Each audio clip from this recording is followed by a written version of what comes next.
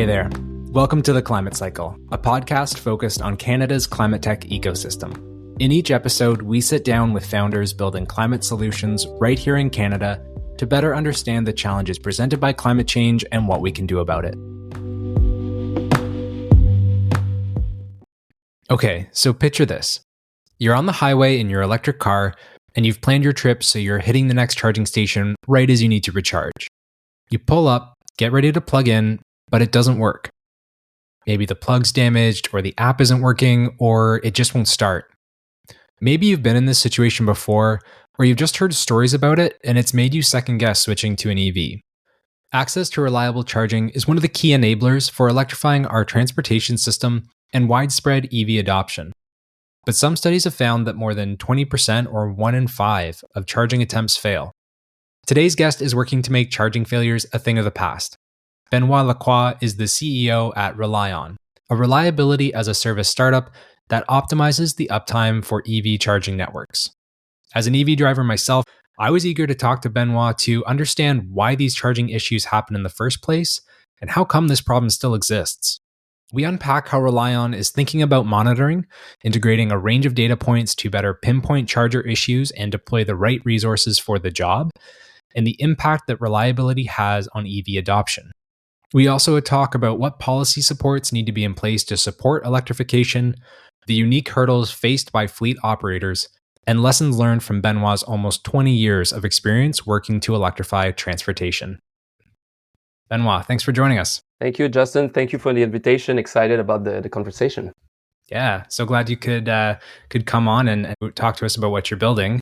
To kick us off, could you give us a quick introduction to ReliON and the problem that you're solving? Yeah, I mean, in a few words, we're about optimizing the availability of our charging infrastructure and minimizing the hurdles or the effort in doing so.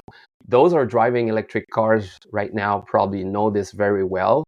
And for those who don't, they will know this pretty soon. But on the private and commercial, for those who are driving electric vehicles, either for private and commercial purposes, unfortunately, the reliability or the availability of the charging infrastructure in general is not at the level that such a critical service should be. Definitely not at the 99.9% that we all got used to with the legacy fueling infrastructure. You can kind of have a rough estimation that 1 out of 5 chargers might be unavailable as you get there, strategically recharge your vehicle. And this, you can imagine, can be very upsetting in either a Sunday or whether you are on a delivery route. Perfect. Okay. And so the solution that you're building, is this primarily targeted at commercial fleets, or is it also on kind of public EV charging networks, or is it both? Almost all of the above. The only sector or segment, if you will, that we're not looking at is private homes, basically, because for obvious reasons, you're at home with your vehicle. If it doesn't charge, well, you're at home. Your car is there. You're safe. And I really doubt that, individual would want to pay a plan or to operation maintenance technology to monitor the chargers at home. But for all the rest, we're looking at that. Gotcha. That makes a lot of sense. Okay. So when I was looking into the company, and I also, for context, drive an EV and have for the past couple of years, and I've definitely run into chargers that are out of service, chargers that aren't compatible, I can't get my credit card to work, etc. It always struck me as kind of bizarre that we were still having these problems, particularly because a lot of these chargers, have software in them. I would assume have built-in monitoring software, etc. But that's obviously not the case. So I'd love to hear, why isn't this problem solved and what makes it so challenging? Well, I mean, first, let's be candid. It's an emergent technology, emerging ecosystem. So it's still new. We're far from having built hundreds of thousands and millions of items like the car industry, if you will. So it's still an emergent small sector that still needs to get to a technology and operational maturity. Still, there's a lot of things going in there in a charger. Of course, there's this IT part. There's a software in there. There's a connectivity part. So most chargers are connected today. There is some logic. There are some electronics. There's some mechanical. The wire. There's a frame. A lot can go on in terms of wear and tear, but also in terms of a bunch of electrical and software issues. Just managing payment. Like not so long ago, we had issues paying with our credit card at a terminal at a grocery store. And we all take this for granted. But how many, credit card payment terminals are out there in commerces? So bringing all these things together, like individually speaking, all the subcomponents of a charger is not that much of a complicated technology. But together in the field as an emerging technology and ecosystem, it becomes complex to make sure that all of this remains reliable. Again, a lot of regulations right now are targeting 97% uptime or availability, which is great. It's a great target, but the real target is 99.9 ultimately, because this is, again, a critical infrastructure. Kind of building off those 99% numbers, I'd love to hear your thoughts on what impact does reliability have on widespread EV adoption? Yeah. Well, the infrastructure as general is the main hurdle right now for broader EV adoption. And this is, normal human nature. We thought like years ago, we need to, transit away from fossil fuels and let's electrify transportation. What is the first thing everybody or most people thought about right away is the vehicles, right? The cars, it's sexy and you want to convert these vehicles. And then comes the infrastructure. Oh, we need to deploy it. So we all, started deploying the infrastructure. Oh gosh, it needs to be reliable, it needs to be operational and all that. And we need to bring power to the infrastructure. So now we're at that point. So deploying the infrastructure, making sure that it's reliable is considered as one of the main barrier to EV adoption. Not finding a charging station when you really need it. Even the industry even gave it a name. It's called charging anxiety. The reliability is a big contributor to this anxiety, because it's one thing to find a charger, but to get to this charger and find out while you're there that it's not available, that's even worse. Right. Yeah. And I guess it is a bit of a behavior shift coming from legacy internal combustion, where you kind of know there's going to be a gas station. It's probably going to work. You don't have to plan your trip out too much. And I've definitely been in that situation where, you've planned it out and you're like, we have just enough charge to get to this charger. And if that one doesn't work, we might be in some real trouble. So I could see that kind of, if you're considering buying an EV, maybe making you kind of rethink that decision. Oh, it can. And me, even I was more inclined for a Tesla than for a non-Tesla for some time, just because Tesla had a better reputation. And I'm in that space. So it does have an influence to anyone. Generally, when I want to go from A to B, I'm always in a hurry. And the last thing I want to have is a disturbance in my plan. Absolutely. You've been in the electrification space for a while now, from my understanding. Yeah. Can you share a little bit about your background and kind of how did you first kind of come into this space? Yeah, almost 20 years now into the EV space of trying to change transportation. From a vehicle perspective. First, always been like a boys who like car and a boys who really like environment. And funny enough, they were totally like oxymoron almost, really, really, I like big muscle cars as a kid, but also really, really like environment. And I guess these two things met at some point when I became an adult.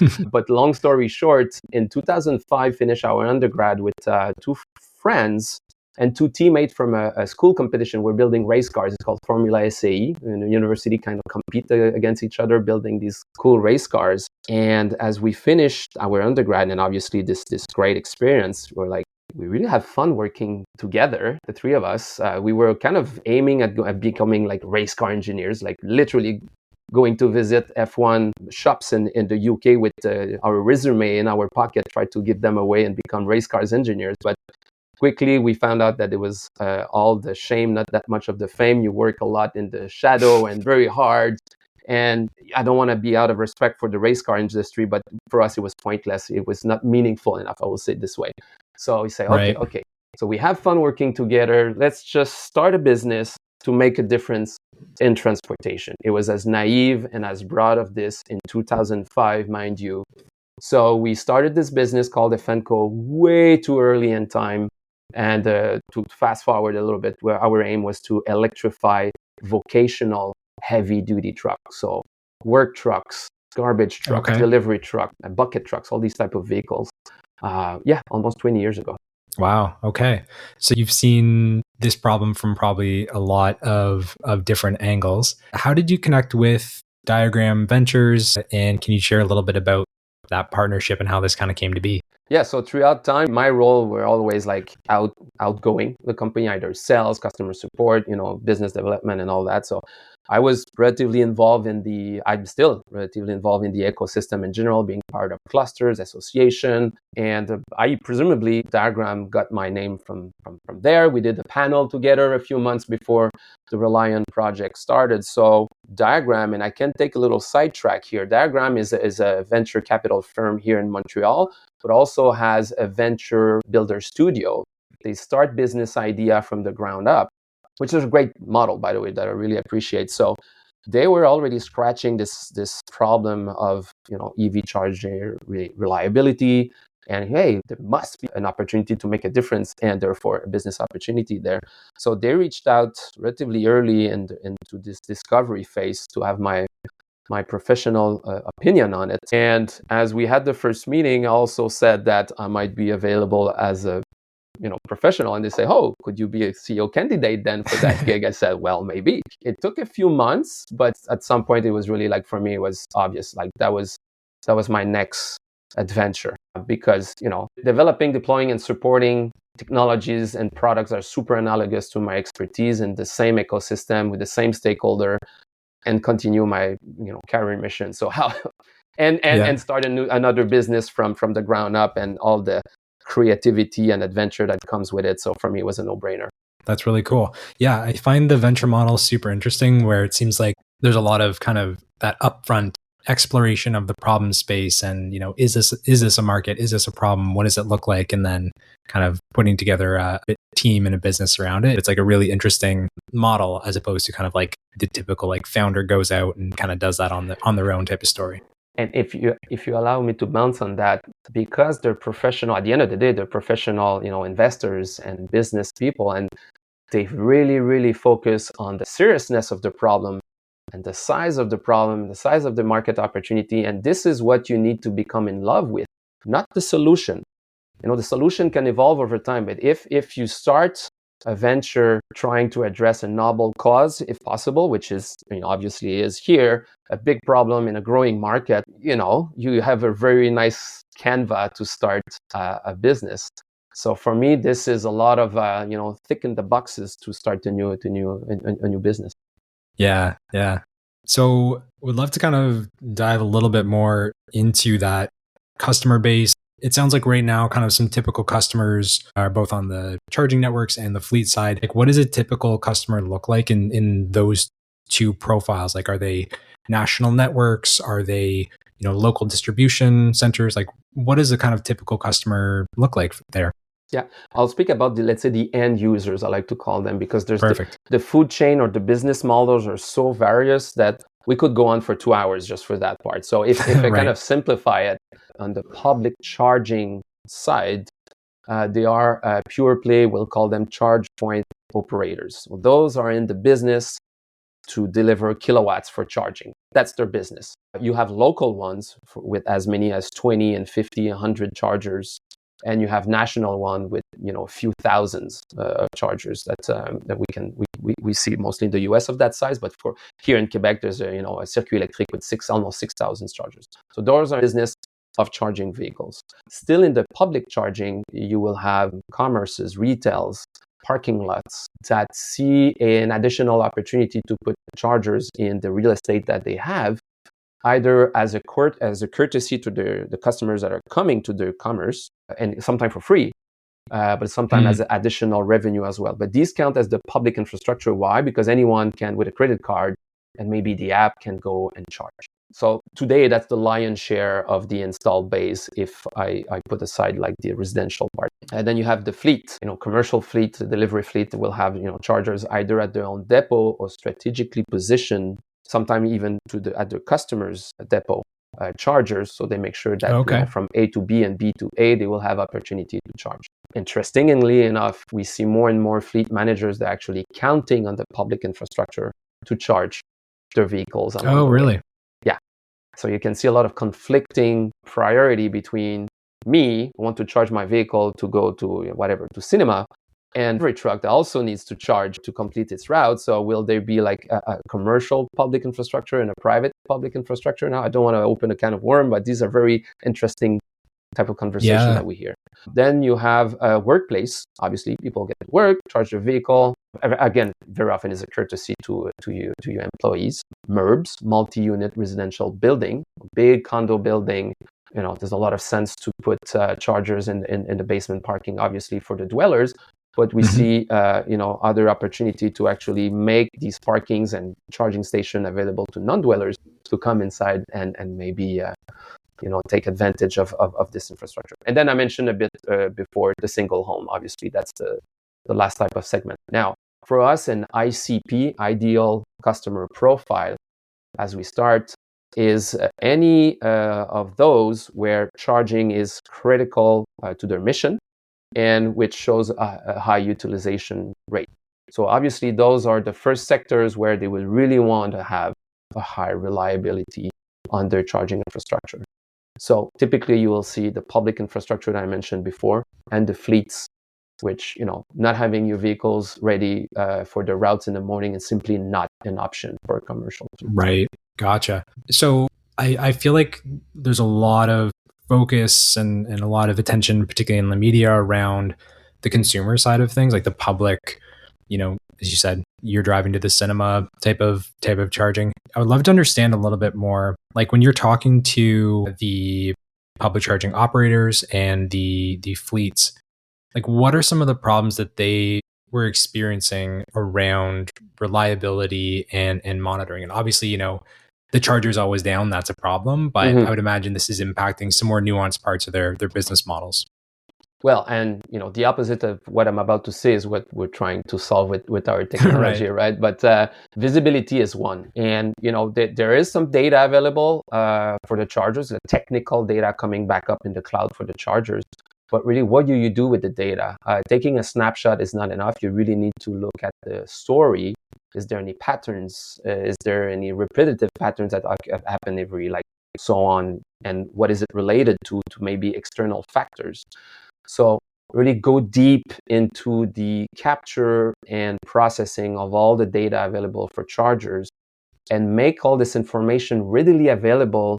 I mean, ideally to a machine that will detect automatically problem, but let's walk before running, at least readily available to human eyes and really have a more readily available information to troubleshoot or detect problems, rather than in an ad hoc way have to literally do some data mining every time that problem occurs or that you suspect that something might be happening. So right now, there are no comprehensive tool to really bring as much information as possible on the charger itself, but also on its environment and supporting infrastructure to detect and as much as possible predict problems. So this is one, and dedicated to that type of equipment. So this is on one end.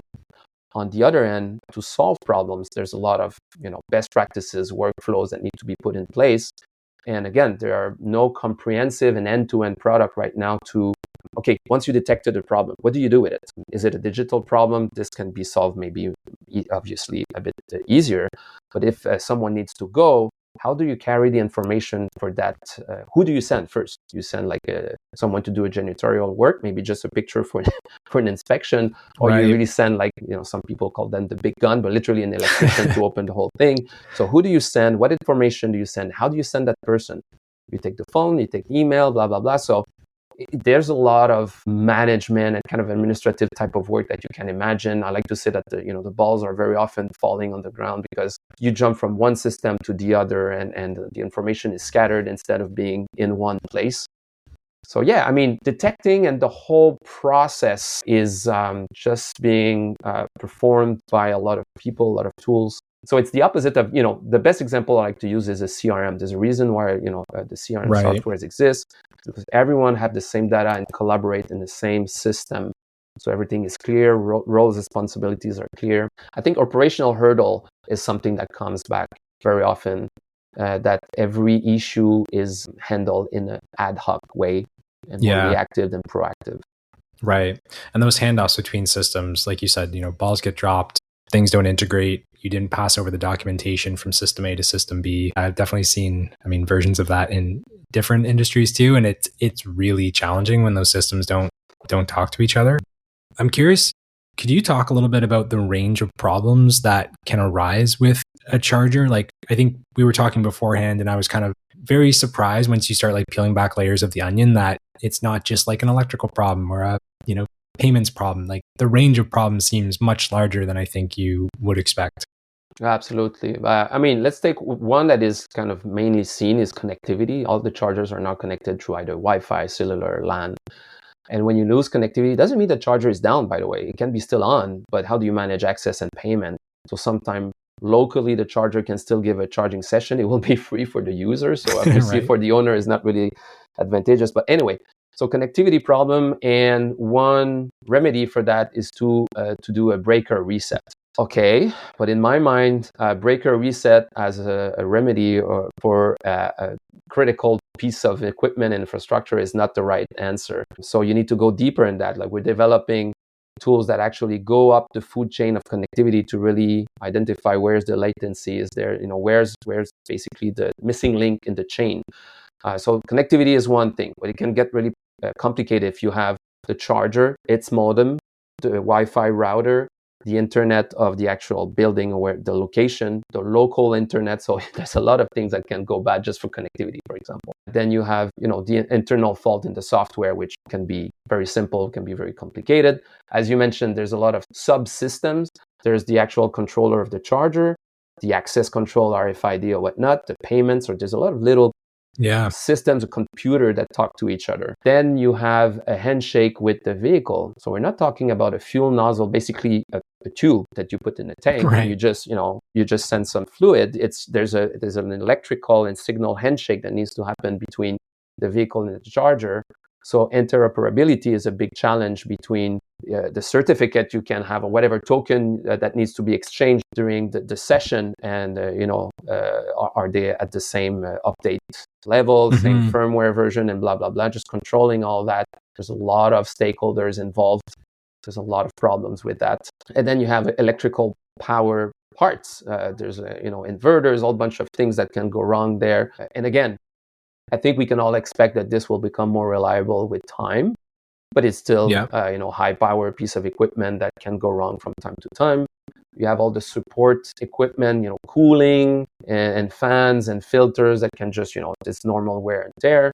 And then you have the exterior factor, the casing itself, the wire, the gun. If someone leaves it on the ground and leave, then it's, start to ice rain, and then, it's stuck with water and ice. It's not going to go well the time after. Someone rolls on it. And when there's human factor, there's going to be a bunch of problems. So sorry, could go a long time, but there's so many things that can go wrong with it. For sure. The charger. And how do you, like, for things that are happening in the physical environment, like the cable on the ground or something like that, how do you bring that into a monitoring system? Like, is it cameras, sensors? Like, how do you approach that type of problem? Yeah, that's a few tens of $1 million question. We have a lot of ideas, and you just mentioned a few. There's so many things. Of course, camera with AI recognition. It's one of those. Experimenting on this. User report. There's a lot. So scraping comments and a bunch of things. But there's patterns you can identify. Like, the simplest one is if a charger is being used at that frequency and all of a sudden it's not, doesn't mean there's a problem. But maybe you want to check it out. So, without divulging too many secrets, there's a lot of, again, pattern stories, looking outside of just what is obvious, that you can kind of infer that it might be a problem. Right. And this is why also I want to take a step back here. What is uptime? What is it? What is the true availability of a charger? Basically, you would need like the eye of God on any charger to make sure that it will be available for a successful charging session at advertised power the next time a vehicle shows up. There are so many things that are really hard to measure that even calculating an industry standard for uptime, or I prefer to say availability, is very tough. And actually, there are roundtables, there are working groups right now that are trying to identify it, and it's still going on. And to be honest, I don't think we'll ever have an absolute number for that, for the reason that I just exposed. But yeah, it's about going beyond, let's say, the heartbeat. The machine sends you a heartbeat, says, I'm up, and but maybe it's just a connectivity device, but the gun is smashed on the floor, and this you can't measure it. but trying to go beyond that and give like at least an index of availability and go, so that Right. level of confidence. Yeah. Those are things that we're working on. That's really interesting. And I guess that's one of the benefits of kind of bringing these data points into one place is you can start kind of painting that picture and create a better picture of the overall, like what's happening with this charge point. Exactly. And the idea is that people can drive to charger with like the highest level of confidence possible that they will have a successful charging session as they head there. Yeah. What are your personal thoughts on defining reliability? Because you mentioned like not even meeting the advertised charging rate. Like that's something I've run into as well, where it's supposed to be 50, but you're getting 32. Like, how do you define that? It's contextual. Again, okay, so the charger is not delivering full power because it's too hot, or because it's too cold, or because it's the car that it's limiting it, or because a power module went down. So that last example, we can act on this one. We can send someone and fix that power module. So the charger was showing 100% uptime, but the performance being delivered was subpar, and we can fix it. Some others will be just normal. The charger right now is operating in an environment that is above the rated temperature. So it's normal that it's being derated, nothing to act on. Or it's charging a vehicle that is being known to really scale down the charging power for a bunch of reasons. Nothing to act there. So there's so much context. It's almost like a case by case. Again, to go in that depth and not raise false alarm. Oh, it's charging a half of the advertised power. Well, it's normal for this or that reason. And tomorrow, it's going to be, there is a problem. We can act on it and do our best to match the best possible. Yeah, cool. So I'd love to maybe like zoom out a little bit. Could you tell me a little bit about where the company is today, kind of what growth looks like, and maybe some what are the next milestones coming up for the year ahead? Yeah, the founder really started working on it 8 months ago, mind you. Okay. And the technology is already advancing full steam. It's the agility you get when you build a business today with everything we know about building businesses. So nice. So we developed a very comprehensive already suite of features. And many of the examples I gave you about detection, everything are things that are being deployed or have been deployed already. So we are supporting charging infrastructure here in Quebec, in Halifax already. So we're operational. And the growth, well, on it. Meaning, and the greatest thing is there's not a single stakeholder that we met that then, of course, didn't acknowledge the problem, but didn't also endorse the vision of having this, in-depth monitoring and end-to-end type of offering, which we see in many industries, the vertical SaaS, having everything in one system. So definitely a lot of endorsement there. So gradually covering, Canada, of course, to start with, but having a lot of conversation in the US also to deploy over the next months. So yeah, the three focus is keep building the product, building momentum, really going out there and getting known, and building, of course, it goes without saying, of building our expertise as we move forward as well.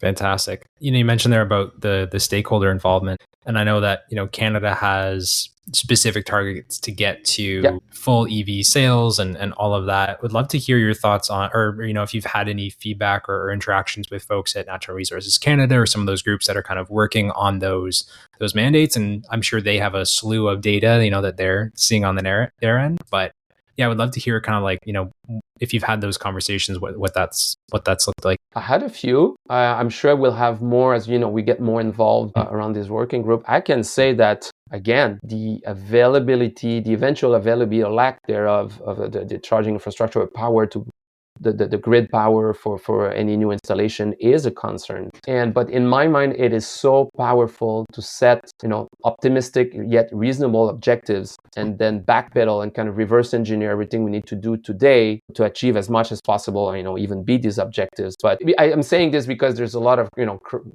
we hear some critical comments about these objectives. Are they gonna be met or not? Right. And everyone is on professional or just amateur opinion about this. But I think there's you mentioned Natural Resource Canada, and all these guys are huge expert and professional.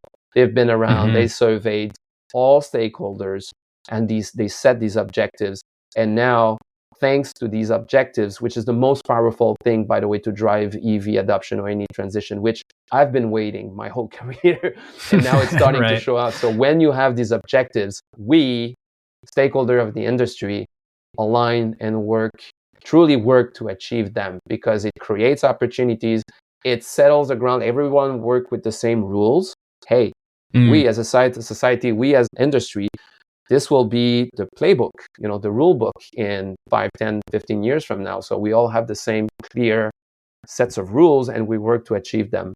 But again, infrastructure is a huge part of it. Making sure we'll have deployed enough and reliable enough infrastructure is a huge piece of the transition.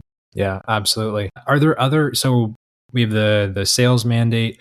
Are there any other pieces of policy, either in Canada or that you've seen in other countries, that you think are going to be really critical for pushing EV adoption or making EV adoption happen, but also just like the health of the ecosystem? Well, I always said that financial incentives are great. Having sold like electric vehicles for years, it actually really helps your sales pitch, obviously. But the mother of all driver is restrictive, stringent regulation. I have no critics to say because I'm very happy personally. That's my own humble opinion. I'm really happy to see sunset on the sales of ICE, internal combustion engine vehicles. Again, huge but very driving objectives for the deployment and the infrastructure because it needs to go along. We set a minimal uptime that should be more and more verified with time, a minimum level of uptime that the infrastructure, both manufacturer and operators should meet. It's pretty much all there. These are very powerful, high-level rules, but everyone will follow behind.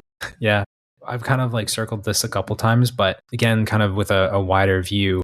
Is there anything that you think is going to be particularly important for electrifying fleets specifically?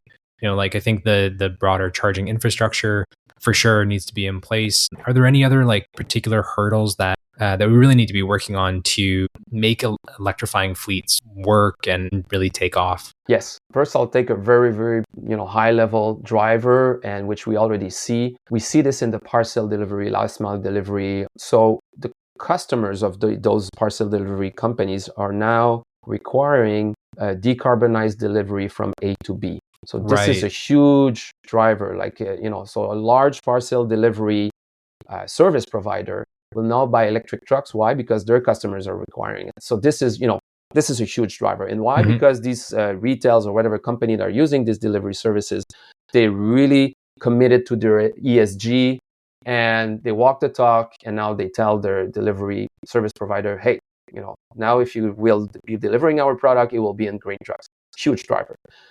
Okay, but there are people that are working on these vehicles, that are fixing them, driving them, dispatching them, and we need to listen to these people because I've seen it. And managing transformation, that's the right word here, of the whole ecosystem for transportation is not only adopting and deploying technology. There's a lot of training. There's a lot of safety issues. There's a lot of just education. It got to become the project of everyone who do it, not the managers. Operation and maintenance, of course, I don't want to preach for my own choir, but we oversimplify. No one started new technology and thinking, let's allow 50% of our thinking and dream to talk about how we're going to maintain all these things.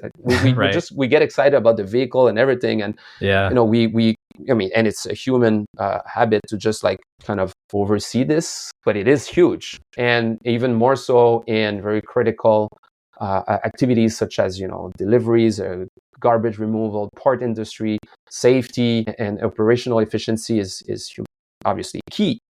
So just accept as an industry that we need to leave room for these conversations in conferences, in medias, among stakeholders, and leave more room for how do we make this transformation operational. So listen to the people that are actually doing this transformation.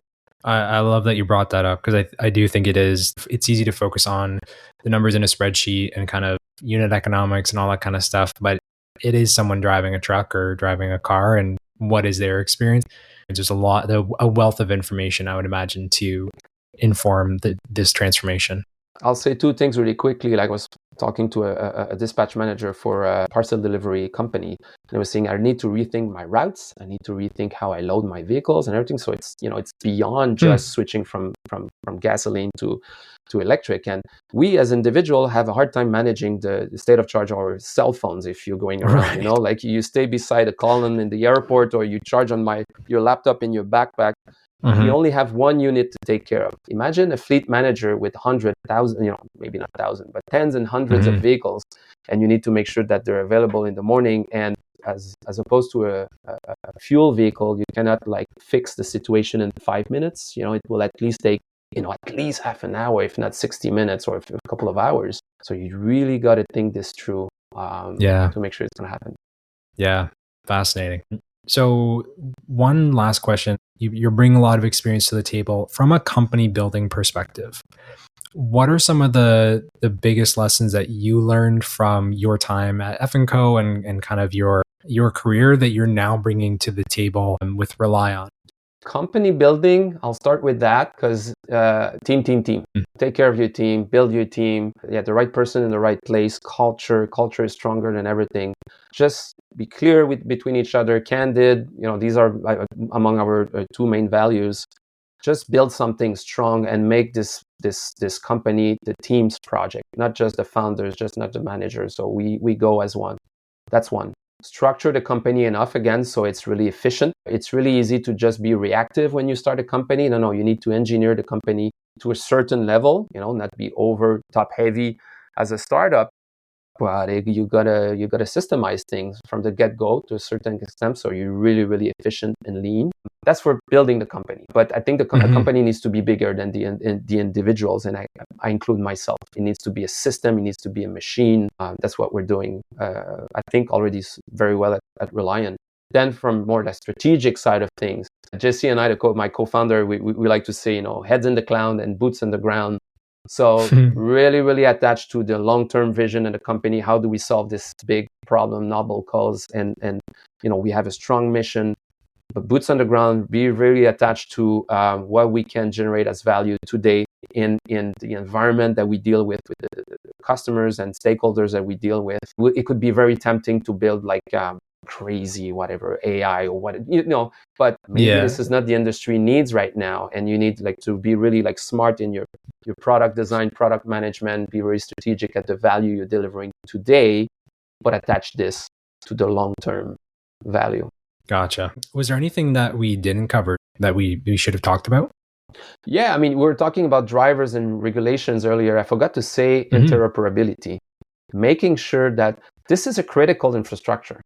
And it cannot be the rules of just a set of stakeholders or players or major providers, stuff like that. And already the industry is working on it, but really make sure that it works and that we are not all dependent on a handful of technology players and stuff, and we can all collaborate and evolve this whole ecosystem and technology, and everyone plays, everyone wins if we do that. And actually the best will win.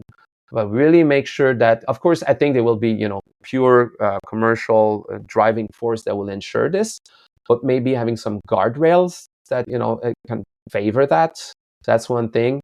And we're so early on, collaboration is the word, and it goes kind of hand in hand with interoperability. But really, really, I think we all need to work as an industry to make sure that this works, and it would just leave more room for everyone to play in 5-10 years from now, when this is the actual. This will be it, or almost. Right. Yeah. And so interoperability. Yeah. I would imagine that's things like the charging plug standards, but are there other aspects to interoperability? Yeah, it works on a physical, but also in the software with all the firmware, the interoperability between the softwares, between the machines and the cloud softwares, between the chargers and the vehicles. And again, there are sets of standards, but putting standards together is one thing. Making sure that people are as much compliant as possible, at least to a minimum level. This is essential for the industry to thrive. For sure. Cool. I wanted to just end with a quick rapid fire. So you don't have to give too much thought to this. First thing that comes to your mind. Yeah. What's a piece of advice you would give to someone who's looking to work on climate but maybe doesn't know where to begin or how to find their niche? Reach out. There are so many association cluster people passionate about it. Entrepreneurs, like I take calls on that aspect from time to time. We take coffee. Just reach out. There are so many people, information that are looking at it. There are obviously tons of opportunities, here and there. So yeah, network. Cool. And what's a book, podcast, newsletter that you'd recommend folks check out? I really liked the book, and I'm going to forget the name just because you're asking. It was about asking questions instead of trying to find solution. It was a beautiful question. I really liked it. It was doing about question storming instead of brainstorming. It was always like, just what is the right question for the situation? What is the right question for the problem? So yeah, that's one that comes in mind. I really enjoyed that book. Love that. And what's something that you're just excited about right now? I mean, ReliON is one thing. Yeah, I mean, progress in general. I'm just walking I'll share this. Urbanism also, like outside of ReliON. Just great to see all these streets that are become like pedestrian street, and all these places that was asphalt, they become green. And, I just came back from a little trip with the family in New York City, and I was walking Manhattan. I was like, oh my God, this is so hot, and it's not going to get any better. So just about making our environment nicer to be in. And it starts with small gestures, small initiatives, and it's so cool to see them coming around in a bunch of cities. Yeah, that, beside my personal stuff, like from kind of a semi-professional angle, I really, really like seeing the progress that we're making, understanding, hey, we live in this city. Maybe we could make it pleasant. Yeah, that's a great call out. I think those are really motivating to see, because you see them in real life. And you're like, oh, my life is better because these things exist now. Yeah, because I have shade while waiting for the traffic light to turn green, and I'm not cooking. Just simple things in life. So yeah. Yeah. Cool. Well, Benoit, thanks so much for coming on and sharing your time with us. Last thing, where can people find you if they want to reach out? LinkedIn, and I try to be, like there and answer. And I mean, my job is to reach out and, network. So really, really happy to talk about, obviously charging infrastructure, but clean tech in general, entrepreneurship. Really, really happy to do so. Perfect. Well, thanks again for coming on and talking to us about this. Really appreciate it. It was a pleasure. Thank you again.